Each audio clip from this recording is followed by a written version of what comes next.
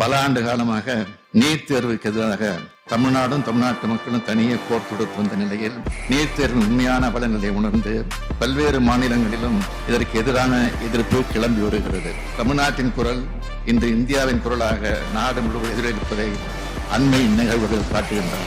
மருத்துவ படிப்புகளுக்கான மாணவர் சேர்க்கையை மாநில அரசுகளே முடிவெடுத்த பழைய நிலையை மீண்டும் கொண்டு வர வேண்டும் என மாண்புமிகு மேற்கு வங்க முதலமைச்சர் மமதா பானர்ஜி அவர்கள் பிரதமருக்கு கடிதம் எழுதியுள்ளார். மக்களவை எதிர்க்கட்சித் தலைவர் திரு ராகுல் காந்தி அவர்கள், உத்தரப்பிரதேச மாநில முன்னாள் முதலமைச்சர் திரு அகிலேஷ் யாதவ், பீகார் மாநில எதிர்க்கட்சித் தலைவர் திரு தேஜஸ்வி யாதவ் என பலரும் நீட் தேர்வை ரத்து செய்ய கோரி கடிதம் எழுதியிருக்கிறார்கள். இந்த சூழலில் நீட் தேர்விலிருந்து தமிழ்நாட்டிற்கு விலக்கு பெற நாம் எடுத்த முயற்சிகளை வெற்றியடை செய்யவும், தேசிய அளவில் நீட் தேர்வை அறவே அகற்றிடவும் தேவையான முன்னெடுப்பாகவே இந்த மாமன்றம் பின்வரும் தீர்மானத்தை நிறைவேற்றிட வேண்டும் என்று கேட்டுக்கொள்கிறேன். தீர்மானம்: கிராமப்புற ஏழை எளிய மாணவர்களின் மருத்துவக் கல்வி வாய்ப்புகளை கடுமையாக பாதிக்கும் வகையில் பள்ளி கல்வியை அவசியமற்றதாக்கும் வகையில் மாநில மருத்துவக் கல்லூரிகளில் மாணவர்களை சேர்க்கும் உரிமையை மாநில அரசுகளிடமிருந்து பறிக்கும் வகையிலும் அமைந்துள்ளன.